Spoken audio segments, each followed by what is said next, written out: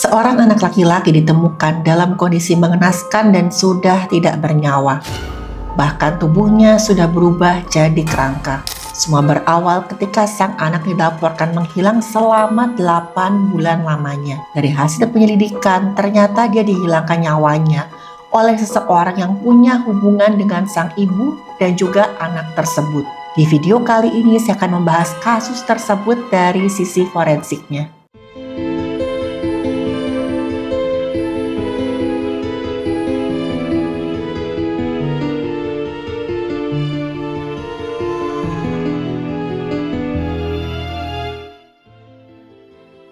Halo, saya Dr. Stefani.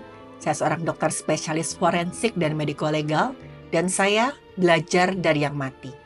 Bulan November tahun 2025, pihak berwenang menemukan kerangka manusia di sebuah sungai yang ada di daerah Bogor. Dugaan awal, diketahui bahwa kerangka tersebut milik seorang anak berinisial A berusia sekitar 6 tahun. Dari catatan resmi, A telah dilaporkan hilang sejak bulan Maret 2025. Sekitar 8 bulan sebelum penemuan ini. Laporan awal menyebutkan bahwa pada hari dilaporkan menghilang, A itu sempat berpamitan keluar rumah untuk pergi ibadah di sore hari. Tapi sampai malam ditunggu-tunggu A tidak juga pulang ke rumah. Keluarganya mulai merasakan ada yang gak wajar. Mereka langsung mencari A ke berbagai tempat. Mulai dari sekitar tempat ibadah, bertanya pada warga satu persatu, sampai menyisir jalan-jalan kecil yang biasa dilewati oleh A. Tapi hasilnya A nggak juga ditemukan, seakan-akan dia menghilang begitu aja tanpa jejak sama sekali. Dalam keputusasaan, keluarga akhirnya melaporkan hilangnya A ke pihak yang berwenang. Laporan itu segera ditindaklanjuti dan penyelidikan pun resmi dibuka. Keluarga A juga nggak tinggal diam. Mereka menyebarkan informasi tentang hilangnya A ke berbagai platform media sosial. Berharap ada satu aja orang yang melihat dan memberi petunjuk apapun itu. Sekecil apapun petunjuknya akan diterima. Tapi teman-teman tahu, di tengah-tengah usaha mereka muncul juga pihak-pihak yang tidak bertanggung jawab. Orang-orang ini mencoba memanfaatkan situasi, menghubungi keluarga dan menawarkan bantuan palsu. Dan saya sangat mengecam tindakan tersebut. Karena seakan-akan tidak menghargai perasaan keluarga yang sedang terkena musibah. Sebenarnya sempat ditemukan sebuah petunjuk tentang keberadaan A dari kesaksian seorang pengurus rumah ibadah. Tempat A terakhir terlihat. Pengurus itu mengatakan kalau A tuh awalnya sedang bermain dengan teman-temannya sambil menunggu waktu ibadah dimulai. Sampai tiba-tiba aja ada seorang pria yang memperkenalkan diri sebagai ayahnya A. Dia sempat bertanya kepada pengurus rumah ibadah tentang keberadaan A. Dan dengan polosnya, pengurus rumah ibadah tersebut menunjukkan tempat A bermain. Setelah pria tersebut menjemput A, dia gak pernah kelihatan lagi. Masalahnya, dari hasil penyelidikan resmi, ayah kandung A diketahui sedang menjalani hukuman karena kasus penyalahgunaan zat-zat terlarang. Artinya, pria yang datang menjemput A hari itu sudah jelas bukan ayah kandungnya. Terus siapa? Pria yang datang menjemput A itu perlu 8 bulan penyelidikan sebelum titik terang akhirnya muncul. Pihak yang berwenang menemukan sosok yang diduga kuat menjadi dalang di balik hilangnya A. Orang itu nggak lain adalah AL, yaitu ayah tirinya A. Kecurigaan terhadap AL bukan tanpa alasan, tapi dari banyaknya bukti yang sudah terkumpul. Mulai dari jejak digital miliknya AL, sampai kesaksian beberapa orang yang sempat melihat interaksinya dengan A. Dari bukti-bukti itulah akhirnya terungkap kalau AL adalah pria yang menjemput A di hari saat A pun dilaporkan menghilang. Tapi setelahnya muncul pertanyaan, apa sebenarnya motifnya AL dan kenapa A yang menjadi targetnya? Untuk memahami itu kita perlu kembali melihat latar belakang keluarganya A. A adalah anak bungsu dari 2 bersaudara.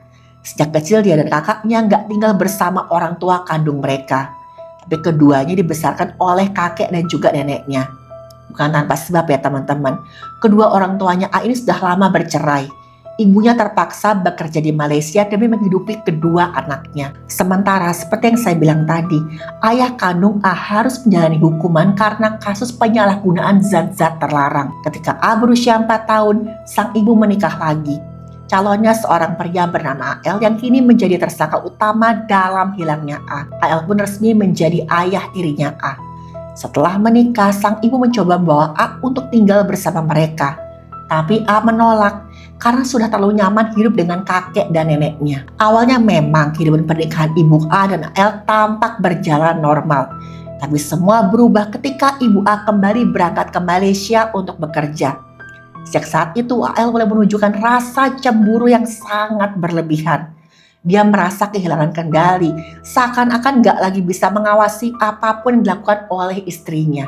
Situasinya semakin memburuk karena ibu A semakin sulit dihubungi. Kondisi itu membuat AL semakin curiga. Di kepalanya mulai muncul nih pikiran-pikiran bahwa istrinya mungkin punya hubungan dengan pria lain. Kecurigaan yang gak berdasar itu membuat AL memaksa ibunya A untuk segera pulang, meskipun sang istri sedang bekerja jauh dari rumah. Menurut keluarganya A, pada satu titik AL bahkan mengirim pesan yang bernada mengancam. Isinya, nanti lihat saja resikonya kalau kamu tidak mau pulang. Sejak saat itu hubungan mereka nggak lagi sama. Rasa percaya mulai hilang, kecurigaan semakin besar, dan pelan-pelan pernikahan AL dan ibu A pun mulai retak. Setelah menerima pesan bernada ancaman dari AL, ibu A mulai merasa kalau pernikahan mereka memang benar-benar tidak bisa lagi dipertahankan. Dia pun akhirnya meminta cerai, tapi AL menolak untuk diceraikan. Diduga, konflik rumah tangga inilah yang menjadi pemicu tragedi hilangnya A. Dari hasil penyelidikan, pihak yang berwenang menemukan kalau AL sempat mengirim sejumlah pesan pada beberapa kenalannya. Dalam pesan itu AL mencurahkan kemarahannya, bahkan secara terang-terangan mengatakan bahwa dia ingin balas dendam kepada istrinya karena merasa sangat sakit hati. Temuan ini membuat pihak yang berwenang langsung bergerak dengan cepat. Mereka segera melakukan pencarian hingga akhirnya AL berhasil ditangkap dan dibawa ke kantor untuk dimintai keterangan. Dan ketika diperiksa, AL pun langsung mengaku kalau memang dialah yang sudah mengambil A secara paksa sebagai cara untuk mengancam ibunya A. Dalam pengakuannya, AL menjelaskan kalau dia sebenarnya mau datang ke rumah kakek dan nenek A untuk mencari keberadaan anak tirinya itu. Tapi setelah melewati sebuah rumah ibadah di dekat sana, dia lihat nih A sedang bermain bersama teman-temannya. Tanpa pikir panjang, AL langsung menjemputnya secara paksa. Udah pasti awalnya A menolak. Dia langsung menangis ketakutan dan mohon agar AL mau melepaskannya. Dan ini membuat AL semakin marah. Dia bekap mulutnya A, dia berusaha meredam suara teriakan sang anak ini yang sudah pasti bisa menarik perhatian orang lain. Tapi tindakan itu ternyata berakibat sangat fatal. Karena mulut dan hidungnya tertutup udah jelas A gak bisa bernapas sama sekali. A sempat berusaha melepaskan diri, tapi udah pasti teman-teman kekuatannya jelas gak cukup untuk melawan AL. Saat jalan napas terblokir, tubuh manusia nggak mendapatkan oksigen yang sangat dibutuhkan untuk menjaga organ-organ supaya bisa tetap berfungsi. Pada tahap awal, seseorang akan mulai merasa sesak, sulit bernapas, atau hanya bisa mengeluarkan suara kecil karena aliran udaranya tersumbat. Dalam beberapa detik hingga menit, kadar oksigen dalam tubuh mulai menurun drastis, buat seorang merasa pusing, gelisah, dan panik luar biasa. Kalau sumbatan nggak segera diatasi, otak akan kekurangan oksigen dan mulai mengalami kerusakan dalam waktu 4-6 menit. Hal ini bisa menyebabkan hilangnya kesadaran dan bahkan pingsan. Jika kondisi terus berlangsung, napas akan berhenti sama sekali. Jantung bisa ikut berhenti dan keadaan ini bisa berakhir dengan hilangnya nyawa. Itulah kenapa jalan napas yang tertutup merupakan situasi darurat yang harus segera ditangani. Dalam pengakuannya, AL mengatakan bahwa dia terus membekap A hingga anak tirinya itu menghembuskan napas terakhir. Dan setelah sadar apa yang terjadi, AL pun panik. Dia mengambil plastik besar, dia bungkus tubuh A yang sudah gak bernyawa, kemudian dia bawa ke rumah seorang kerabat yang berinisial G. Kepada G, AL berbohong dan mengatakan kalau bungkusan itu berisi tubuh seekor hewan yang dia temukan sudah gak bernyawa di dekat rumahnya. G pun gak curiga sedikit pun. Dia izinkan AL menyimpan bungkusan tersebut di garasi. 3 hari berlalu barulah AL minta bantuan G untuk membuang bungkusan tersebut ke sebuah sungai. Setelahnya, AL ikut mencari A bersama warga. Bahkan jadi salah satu orang yang melaporkan hilangnya sang anak tiri ke pihak yang berwenang. Dan sikapnya ini membuat semua orang percaya bahwa dia sangat peduli pada A. Bahkan ibunya A sempat berpikir ingin rujuk dengan AL. Padahal AL adalah orang di balik hilangnya A.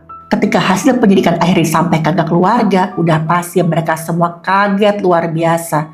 Kok bisa seseorang yang selama ini kelihatan peduli ternyata justru menjadi pelaku utamanya? Pihak yang berwenang lalu menggelar rekonstruksi kejadian di lokasi tempat AL membuang jasadnya A. Beberapa anjing pelacak juga diturunkan untuk mempersempit area pencarian. Dan keputusan itu pun tepat. Gak butuh waktu lama hingga salah satu anjing pelacak menemukan sebuah kerangka di sekitar sungai tersebut. Kerangka yang diduga kuat oleh pihak yang berwenang adalah kerangkanya A. Pihak yang berwenang segera mengevakuasi temuan itu untuk diperiksa lebih lanjut oleh tim forensik. Dengan penemuan kerangka ini berakhirlah pencarian panjang yang melelahkan. Dan keluarga akhirnya mendapatkan jawaban atas misteri hilangnya anak mereka. Tim forensik menerima 2 kantong yang berbeda untuk diperiksa. Kantong pertama berisi pakaian yang masih menempel pada kerangka ketika ditemukan. Sementara, kantong kedua berisi rangka manusia yang diduga kuat adalah kerangkanya A. Pemeriksaan pun segera dilakukan dan hasilnya keluar dalam waktu yang singkat. Dari analisis awal dipastikan bahwa kerangka tersebut berjenis kelamin laki-laki. Usianya sekitar 6 tahun sama dengan usianya A. Selain itu nggak ditemukan tanda-tanda kekerasan pada tulang meskipun kondisi kerangka sudah terpisah-pisah. Pihak forensik menjelaskan bahwa terpisahnya tulang-tulang itu bukan karena tindak kekerasan, melainkan karena proses alami. Setelah seseorang meninggal, tubuh pun akan mulai memasuki masa pembusukan. Semuanya bermula ketika aliran cairan tubuh dan oksigen berhenti. Dalam hitungan beberapa jam, bakteri yang awalnya hidup dalam usus mulai menyebar ke seluruh tubuh, memecah jaringan dan memicu penggembungan disertai bau yang menyengat. Selanjutnya, jaringan lunak seperti kulit, otot, serta organ-organ dalam pelan-pelan hancur akibat aktivitas bakteri, enzim, dan serangga, terutama lalat. Seiring berjalannya waktu dan hilangnya seluruh jaringan lunak, tulang-tulang pun akhirnya terpisah secara alami. Tahap ini bisa berlangsung beberapa minggu hingga beberapa bulan, tergantung kondisi lingkungan, seperti suhu, kelembapan, dan apakah tubuh tertutup tanah atau dibiarkan terbuka. Seiring jaringan lunak itu hilang, tubuh masuk ke tahap pengeringan, di mana kulit dan ligamen mulai mengering dan juga rapuh. Ligamen inilah yang menghubungkan satu tulang dengan tulang lainnya. Ketika ligamen melemah, tulang-tulang pun mulai terpisah satu sama lain. Seluruh proses hingga semua tulang benar-benar terpisah bisa makan waktu berbulan-bulan hingga bertahun-tahun tergantung pada lingkungan. Akan lebih cepat di tempat lembab dan hangat. Salah satunya contohnya sungai tadi. Sebaliknya, proses pemisahan akan lebih lama di tempat yang kering atau dingin. Dalam kasus ini kerangka yang diduga milik A ditemukan di tempat yang lembab, yang berarti memang memungkinkan bahwa dalam 8 bulan tulang-tulang di tubuh A sudah terpisah secara alami. Kabar penemuan kerangka itu segera disampaikan ke keluarga. Setelah berbulan-bulan menunggu kepastian, mereka akhirnya mendapat jawaban, meskipun bukan jawaban yang mereka harapkan. Di tengah kesedihan tersebut, tim forensik melanjutkan pemeriksaan untuk memastikan apakah kerangka yang ditemukan benar-benar milik A. Langkah selanjutnya adalah identifikasi melalui tes DNA. Sebenarnya proses identifikasi sempat direncanakan menggunakan pemeriksaan gigi.